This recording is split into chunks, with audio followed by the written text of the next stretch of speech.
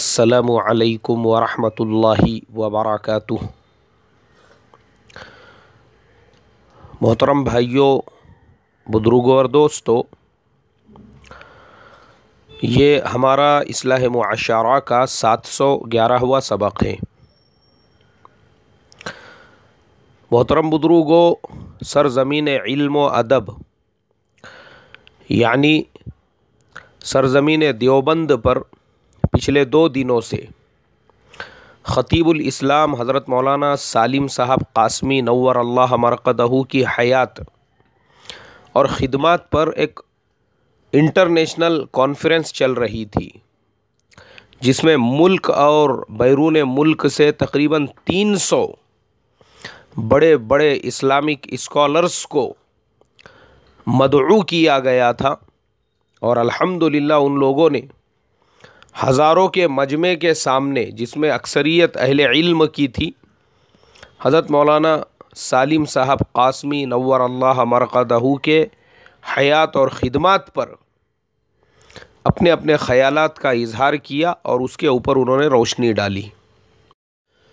मैंने कहा चलो, बज़ाते ख़ुद अगर हम उस मजलिस में शरीक न हो सके, उस अज़ीमुश्शान इजलास और कॉन्फ्रेंस के अंदर न जा सके, कोई बात नहीं है, हम भी अपना मकाला पेश करेंगे और ख़तीबुल इस्लाम हज़रत मौलाना सालिम साहब क़ासमी नव्वर अल्लाह मरक़दहू की हयात और ख़िदमत पर इजहार ख़याल करेंगे, ताकि हमारा ये मैसेज हमारे मुल्क के और बैरून मुल्क के इस्लाह मुआशरा के तमाम मिंबरान तक पहुँचे और उनको भी इस बात का इल्म हो कि ख़तीबुल इस्लाम हज़रत मौलाना सालिम साहब नव्वर अल्लाह मरक़दहू का मकाम और उनका मर्तबा कैसा था।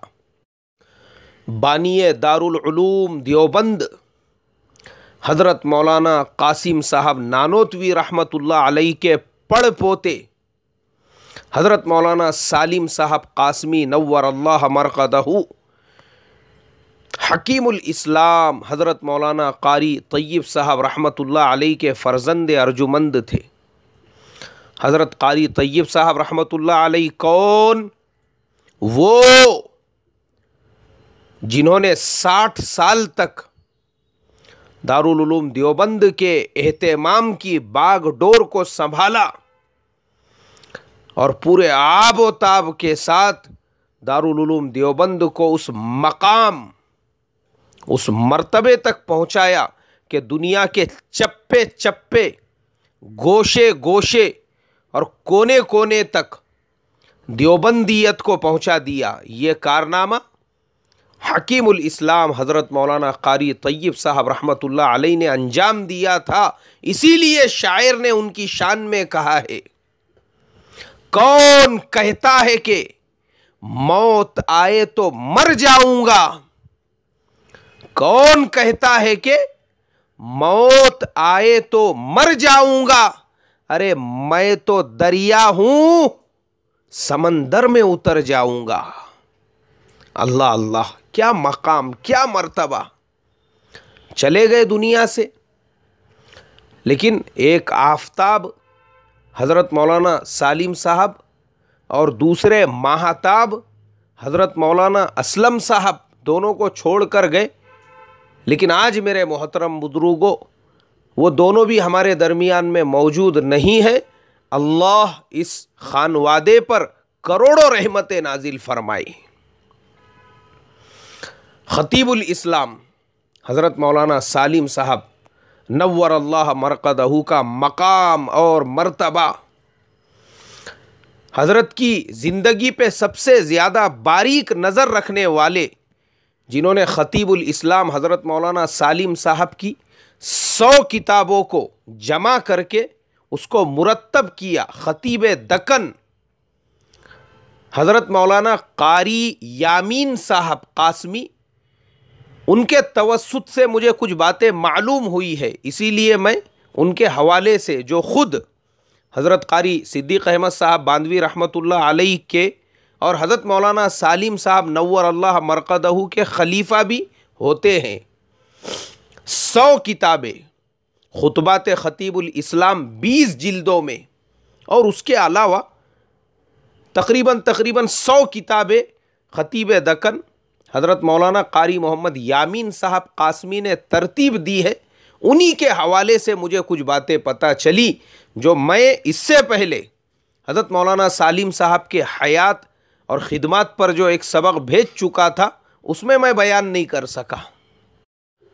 खतीबुल इस्लाम हज़रत मौलाना सालिम साहब कासमी नव्वर अल्लाह मरक़दहू वो हस्ती और वो शख्सियत थे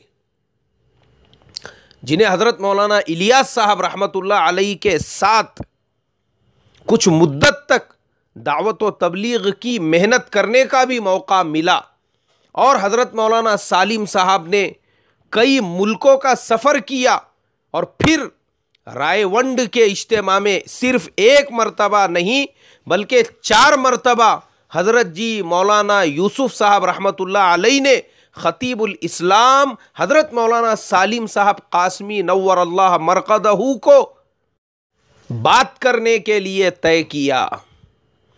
तो 4 मरतबा हज़रत जी मौलाना यूसुफ साहब रहमतुल्लाह अलैहि के मशवरे से हज़रत मौलाना सालिम साहब कासमी नव्वर अल्लाह मरक़दहू ने दावत व तबलीग के स्टेज पे बैठकर रायवंड के आलमी इज्तिमा के अंदर लाखों के मजमे को खिताब किया। अल्लाहु अकबर। उसके अलावा दुनिया के बड़े बड़े अहले इल्म जिनसे हज़रत मौलाना सालिम साहब कासमी नव्वर अल्लाह मरक़दहू को इस्तेफ़ादे का मौका मिला और इससे बढ़कर और क्या सादतमंदी हो सकती है। हकीमुल उम्मत हज़रत मौलाना अशरफ अली साहब थानवी रहमतुल्लाह अलैहि से बराह रास्त इस्तेफ़ादे का मौका अल्लाह तबारक व तआला ने हज़रत मौलाना सालिम साहब कासमी नव्वर अल्लाह मरक़दहू को अता फरमाया था। ये मेरे मोहतरम बुजुर्गों बहुत बड़े सादत मंदी की बात है। आज हमारे ज़माने में अल्लाह हमारे ऊपर रहमो करम का मुआमला फरमाए। फजूल मजलिसों में जाने के लिए वक्त, दुनियादारों के तस्किरे के लिए वक्त और दुनियादारों के नाम पर मुनाकिद होने वाले बड़े बड़े जलसे और जुलूस के अंदर वक्त देने के लिए हमारे पास में वक्त। लेकिन अल्लाह हिफाजत फरमाए, हमारे वो अकाबिर, हमारे वो असलाफ जिन्होंने अपने खूने जिगर से इस मुल्क को सींचा है, इस कौम को स्टेबल किया है, अपने पैरों पे खड़ा किया, अल्लाह माफ़ करे हमारे उन अकाबिर और असलाफ की ज़िंदगी के हालात सुनने और सुनाने के लिए वक्त नहीं है। उल्टा हमारे यहाँ पे बहसो मुबाहिसे है, ताज़ियती जलसा रखना चाहिए नहीं रखना चाहिए। अल्लाह हिफाजत फरमाए। अरे वो कौमें बाद में मरती है, पहले उन कौमों से उनकी तारीख को, उनके असलाफ को, उनके अकाबिर को मारा जाता है, कौमों को भुलाया जाता है। भुलाया कि तुम्हारे बड़े कौन थे, तुम्हारे अकाबिर कौन थे, उनकी हयात और खिदमत क्या थी, ये कौमों से पहले ख़त्म किया जाता है। उनको अपने तारीख़ से दूर किया जाता है, उनको अपने बड़ों से दूर किया जाता है। उसके बाद वो कौमें खुद ब खुद मर जाती है। अल्लाह हिफाजत फरमाई। इसीलिए किसी शायर ने कहा था, ताज़ा ख्वाही दाश्तन गर दाग हाय सीनारा, ताज़ा ख्वाही दाश्तन गर दाग हाय सीनारा, गाहे गाहे बाज खा ई किस्से पारी नारा। मतलब क्या है इसका? इसका मतलब यह है, अगर सीने के जलते हुए दागों को जिंदा रखना चाहते हो तो अपने बड़ों के, अपने असलाफ के, अपने अकाबिर के किस्सों को बार बार पढ़ा करो, अपनी तारीख को दोहराया करो। अरे तुम कौन हो तो तुम्हारे अंदर की जिंदगी बाकी रहेगी।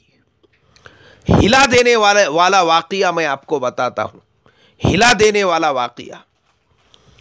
मैं बच्चों को पढ़ाते बैठा था, एक समझदार तालिब इल्म 10वीं जमात में पढ़ने वाला, वो दूसरी जमात से उठकर मेरे पास आया। कहा मौलाना मैं कुछ पूछना चाह रहा था आपसे। मैं कहा बैठो ना बेटा, बोलो क्या बात है।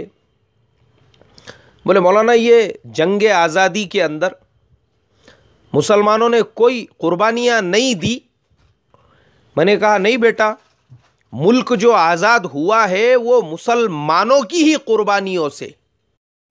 इस मुल्क के अंदर 1857 में सबसे पहले आज़ादी की आवाज़ भी मुसलमानों ने ही लगाई थी, और उसके बाद से लेकर तो मुल्क की आज़ादी तक लाखों मुसलमानों को सूली पे लटका दिया गया, काले पानी की सज़ा दी गई। और फिर मैं उसको रेशमी रुमाल की तहरीक और हमारे अकाबिर की जो कुर्बानियाँ थी वो मुख्तसर सुनाता रहा। मेरी बात मुकम्मल होने के बाद बड़े ही अफसोस के साथ वो बच्चा कहने लगा कि हमारी जो किताबें हैं निसाब की, उसके अंदर कहीं पर भी किसी मुसलमान का कोई तस्करा नहीं है। उसमें तो सिर्फ और सिर्फ ये बताया जाता है कि ये मुसलमान अरब के रहने वाले थे, ये मुसलमान ईरान के रहने वाले थे, ये मुसलमान अफगानिस्तान के रहने वाले थे, ये तो लुटेरे और डाकू थे, उन्होंने इस मुल्क पे हमला किया और इस मुल्क की दौलतों को लूट के लेकर चले गए। मैंने कहा बेटा, जो मुसलमान अरब से, ईरान से, अफगानिस्तान से इस मुल्क में आए थे, यहां से एक भी नहीं गया।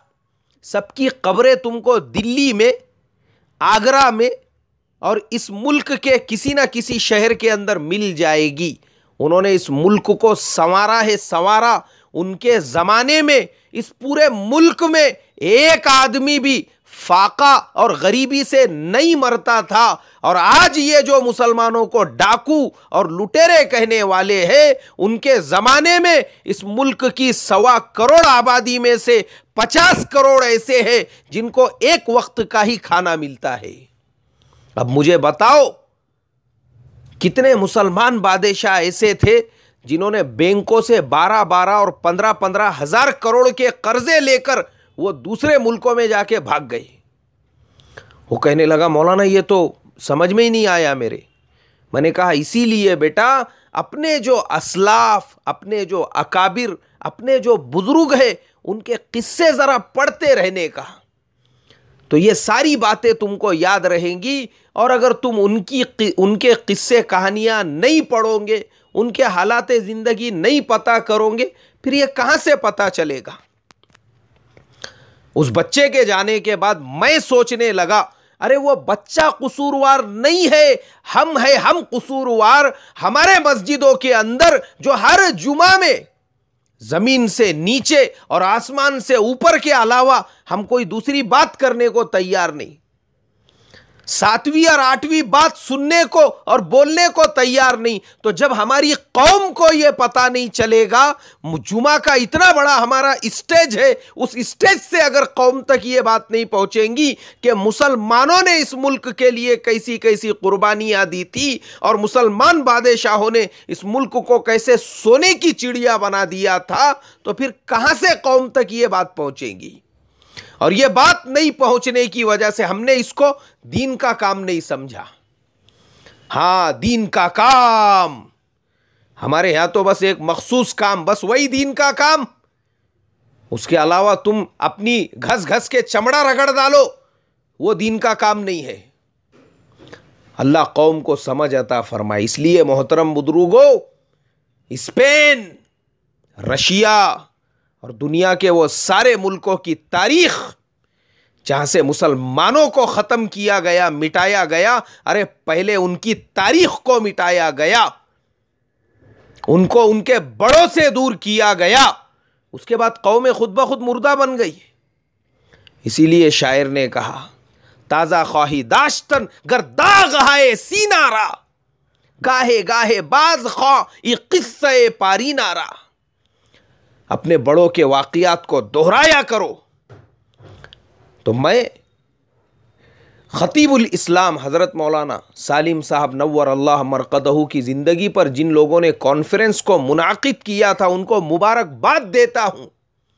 और मेरी आवाज़ जहाँ तक पहुँचे हर सुनने वाले को इस बात का मैं हुक्म देता हूँ, याद रखो, अपनी नस्लों को बाकी रखना चाहते हैं, हफ्ते में एक मर्तबा मुसलमानों की तारीख और अपने असलाफ की खिदमत के ऊपर एक मुख्तसर मजलिस ज़रूर रखा करो, तो ये चीज़ें हमारी नस्लों तक बाकी रहेगी। वरना याद रखो, रशिया और स्पेन को जैसे बनाया गया, इस मुल्क को भी वैसा बनाने की खुफिया साजिशें और प्लानिंग पूरे ज़ोर शोर के साथ चालू है।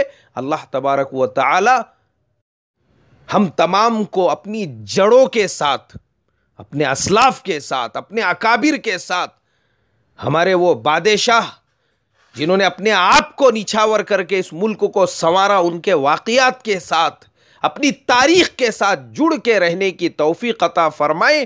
पूरी उम्मत मुस्लिमा की हिफाजत फ़रमाए। और हज़रत मौलाना सालिम साहब नव्वर अल्लाह मरक़दहू ने जो खिदमत अंजाम दी है, अल्लाह दोनों जहान के अंदर उनको उसका सिला अता फ़रमाए और उनकी कब्र को नूर से भरकर जन्नतुल फिरदौस में उनको जगह अता फ़रमाए। और जिन लोगों ने इस इजलास का इनेकाद किया था उनको जज़ाए खैर अता फ़रमाए और ख़ुसूसन उनके मुरीद और उनके खादिम ख़ास ख़तीब दक्कन हज़रत मौलाना यामीन साहब कासमी को भी जज़ाए खैर अता फ़रमाए, जिन्होंने उनकी 100 किताबों को मुरत्तब किया। अस्सलामु अलैकुम व रहमतुल्लाहि व बरकातुहू।